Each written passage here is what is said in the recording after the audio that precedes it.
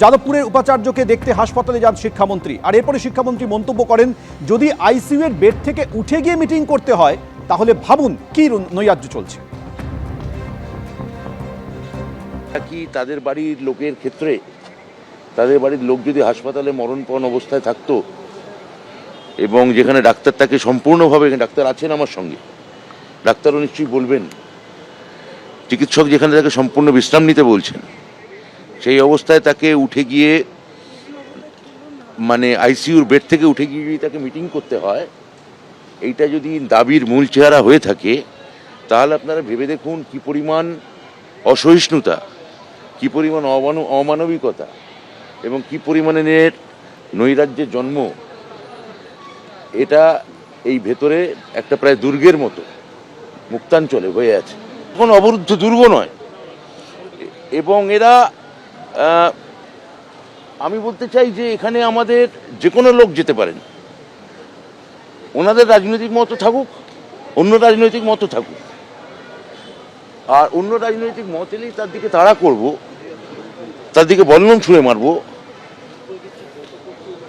ঠ্যাঙাড়ে বাহিনী নিয়ে ধাওয়া করব, এটা কোনো রাজনৈতিক সংস্কৃতি হতে পারে না। যাদবপুর বিশ্ববিদ্যালয়ের অন্তর্বর্তী উপাচার্যকে হাসপাতালে দেখতে গিয়ে শিক্ষামন্ত্রী ব্রাত্য বসু এসএফআই এর সমালোচনা করেন এবং তিনি কি বললেন কিছুক্ষণ আগেই আপনারা শুনলেন, আর পরিপ্রেক্ষিতে সৃজন ভট্টাচার্য তিনি কি বলছেন শোনাবো। ছাত্রের পাশে দাঁড়ানোর জন্য যে সময়, যে দিন দরকার ছিল জাননি। প্রথম দিন বাবা মাকে ফোন করা উচিত ছিল, প্রথম দিন পাবলিকলি বলা উচিত ছিল এরকম একটা ঘটনা ঘটেছে, I am sorry for that, আমি দুঃখিত, নৈতিক দায় নিয়ে পদত্যাগ করা উচিত ছিল। বাংলার রাজনীতির ইতিহাসে নজিরবিহীন ঘটনা, ভারতের রাজনীতির ইতিহাসে এক লখিমপুর খেরি ছাড়া এই ধরনের ইনস্ট্যান্স রাজ্যের শিক্ষামন্ত্রী, হেভিওয়েট লিডার তুমি পাবে না, যিনি রানোভার করে দিচ্ছেন গাড়ি ছাত্রের উপর দিয়ে, সেগুলো কিচ্ছু করেননি।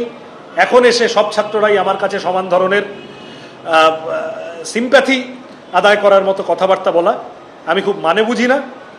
তাও আমি বলবো ব্রাত্যবাবু অন্তত এটুকু বলছেন, তৃণমূলের যারা প্রেসমিট করছে আর এই সব মেরে দেবো কেটে দেবো বলছে, নবীন থেকে প্রবীণ, তারা সমস্ত অসভ্যতার সীমা অতিক্রম করেছে। ব্রাত্যবাবু অন্তত এটুকু বলছেন, এটুকু চক্ষু লজ্জা এখনো ওনার আছে, এটুকু আমি বলবো। যাদবপুরের অন্তর্বর্তী উপাচার্য অসুস্থ হয়ে হাসপাতালে ভর্তি রয়েছেন। এদিকে উপাচার্যকে বিকেল 4টে পর্যন্ত ডেডলাইন দিয়েছিলেন আন্দোলনকারীরা। বিকেল 4টের মধ্যে অন্তর্বর্তী উপাচার্যকে এসে তাদের সঙ্গে কথা বলতে হবে, কিন্তু তিনি তো অসুস্থ হয়ে হাসপাতালে ভর্তি। এই পরিপ্রেক্ষিতে বিকেল 4টের সময় যখন ডেডলাইন পার হয়ে যায় তখন আন্দোলনকারীরা নিজেদের মধ্যে বৈঠকে বসেন। আর এই আবহে উপাচার্যকে দেখতে হাসপাতালে গিয়েছিলেন শিক্ষামন্ত্রী ব্রাত্য বসু। সেখানে গিয়ে তিনি মন্তব্য করেন যে কতটা অসহিষ্ণু হলে, অমানবিক আচরণ হলে এরকমটা দাবি করতে পারে আন্দোলনকারীরা। তার পাল্টা জবাব দিয়েছেন সৃজন ভট্টাচার্য। অসুস্থ, আমি হাত জোর করে আপনাদের কাছে অনুরোধ করব যে এরম অমানবিক চাহিদা দয়া করে আপনারা রাখবেন না। একটা অসুস্থ মানুষকে টানতে টানতে নিয়ে যাবে, এটা মনুষ্যত্ব নয়, এটা মানবিকতা নয়। একটু ভেবে দেখবেন, আপনার বাবা মাও হতে পারত। আমরা কিন্তু বয়স্ক, আমার স্বামীও বয়স্ক, আমিও বয়স্ক, আমাদের জায়গায় ছাত্রদের বাবা মাও হতে পারত। সেক্ষেত্রেও কি তারা এরকমই করতো? তারা কি সেরকমই সন্তান যারা তাদের বাবা মাকে খাট থেকে টেনে অসুস্থ মানুষকে টানতে টানতে কোথাও তাদের দাবি পূরণের জন্য নিয়ে যায়?